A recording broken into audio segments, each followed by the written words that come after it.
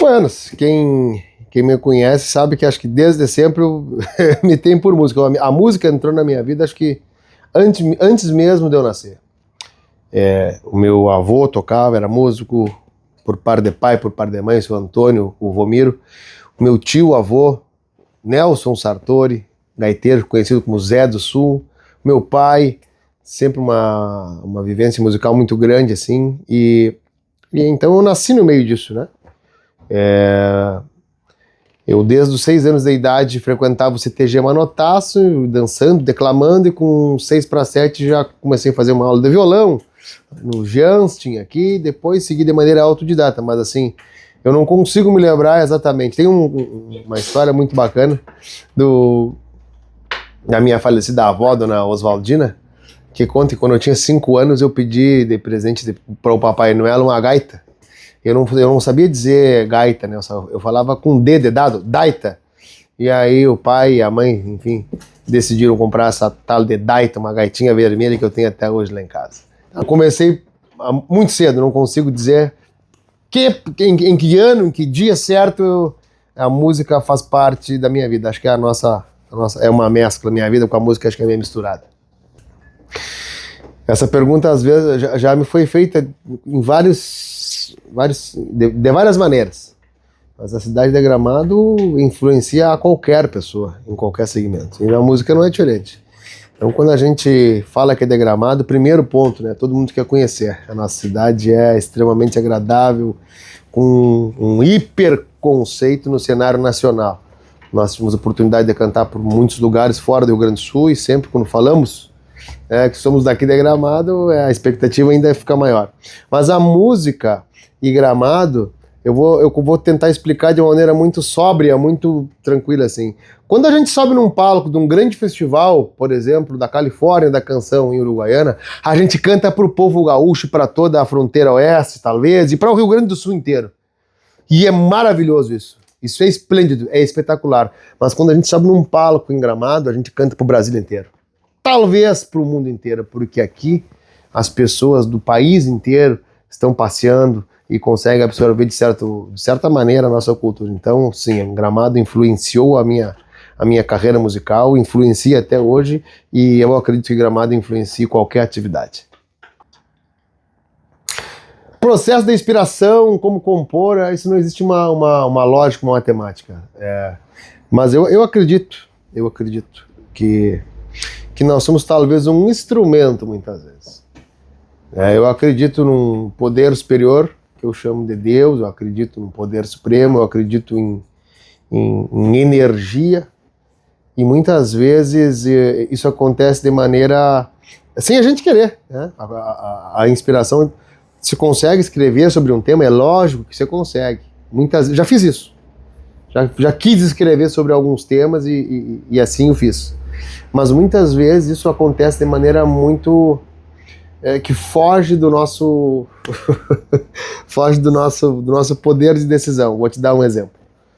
Tem um compositor que é meu compadre, é meu amigo, é meu irmão, e eu tenho parcerias gigantescas com ele, sob a minha ótica gigantesca. Entre elas A Fé a Cavalo, De Frio e Lida. Luiz Felipe de Araújo Pereira, um poeta lá de Bom Jesus, que é meu compadre, é o Dindo da Marianita.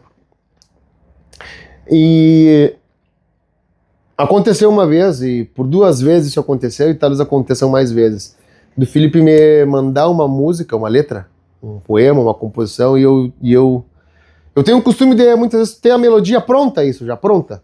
Sei lá, esse caso do Luiz Felipe, ele me mandou, por exemplo, a letra hoje, e essa melodia estava salva no nosso arquivo na nuvem, no Drive, já há 3 anos atrás. E eu digo, Felipe, tem a melodia para essa letra aí. Pá!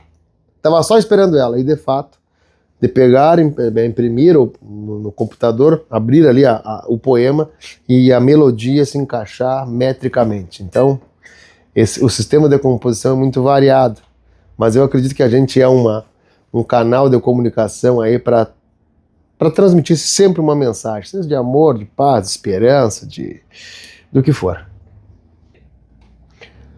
Falar sobre música na Serra Gaúcha é algo muito fácil, muito simples para mim, mas também complexo. Se a gente for fazer essas comparações. Vou tentar me expressar aqui. Talvez não existisse baile gaúcho se não fossem os irmãos Bertucci. Talvez não existisse festa gaúcha como a gente vê hoje se não fossem por eles, que lá na década de 60, 50, final da década de 50, 60, saí daqui de carona de caminhão para ir gravar um disco em São Paulo, rádios eram escassas, não é como é hoje, a facilidade de comunicação, uma dificuldade tremenda.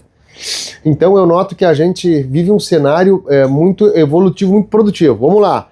No tempo dos nossos imortais irmãos Bertucci, comunicação difícil, transporte difícil, público, sonorização, tecnologia, tudo diferente.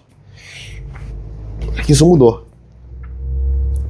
E mudou para melhor, ao meu conceito, com mais tecnologia, equipamentos mais modernos, comunicação mais fácil e a facilidade do conhecimento, né? Então muitos artistas surgiram. Se nós voltarmos atrás, na década de 60, era meia dúzia de conjuntos musicais.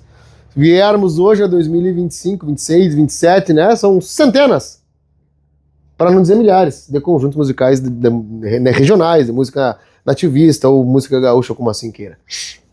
Então existe uma evolução.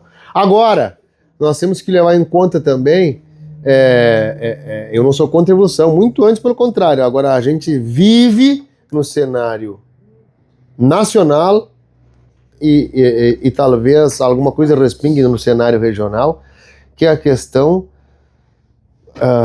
como é que eu não vou ser indelicado? Mas vamos lá, me pediu a minha opinião. Talvez da simplicidade extrema, da futilidade, do modismo. Isso não pode acontecer.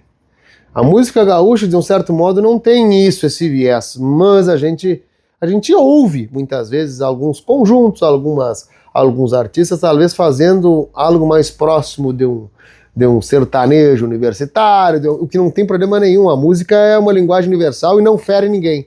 Mas quando falamos de tradição, de regionalismo, nesse cenário, nesse contexto da pergunta do que mudou na música da Serra, eu acho que a gente pode, talvez, né, buscar um pouquinho nas raízes. Acho que tem que ter o lado moderno, mas a gente pode fazer um resgate musical de alguma coisa mais antiga. Acho que essa coerência, né, essa equacidade a gente procura buscar no dia a dia, para nossa vida, e não é diferente na música. Mas a música gaúcha, a música serrana, eu acredito que evolui a cada dia e é imortal, é perene. A mensagem que fica para quem quer viver de música, para quem quer viver de arte, é muito simples, é muito... Acho que conselho a gente não dá, se fosse bom a gente vendia, né, e pegava uns pila. Mas nesses 25 anos de música, o que eu posso dizer para vocês aí, para quem quer viver de arte, seja ela qual for aí, seguir o caminho do teu coração. Quando a gente fala com o coração, a gente está fadado ao sucesso. A verdade do meu canto talvez não seja a verdade do canto do outro amigo ou da outra amiga, enfim. Mas é a minha verdade. E quando a gente canta com verdade, não tem erro. Não tem erro. Não precisa ter alta tecnologia. Tudo soma. Mas tu cantando com verdade, fazendo aquilo que tu acha que é o correto e passando a mensagem que tu quer passar, um caminho estruturado. Acho que é bom ter o cuidado sempre de nunca... Isso é uma frase que o tio Nico Fagundes falou para mim uma vez. Como é que o tio Nico me disse? Era que nós devemos aprender com os mais velhos para assim ensinar os mais jovens. Então eu sempre busquei isso na minha caminhada, de conversar com os mais antigos, os mais experientes, tentar levar essa mensagem aí, com a minha linguagem, com a minha juventude, no meu modo temporal, né, no meu tempo aqui. Amanhã a Marianita vai estar com outro tempo, vai ser outra linguagem. A Marianita é minha filha. E assim eu desejo sucesso a todos que queiram ver de arte, que contem com esse gaúcho aqui, mas cantem com a verdade, pintem com a sua verdade, venham com a mesma verdade que a gente gosta, né, Marianita? Vamos cantar uma música aqui, não? Não? Não vamos cantar, viu? O tempo dela é outro. Sucesso, saúde, força e união.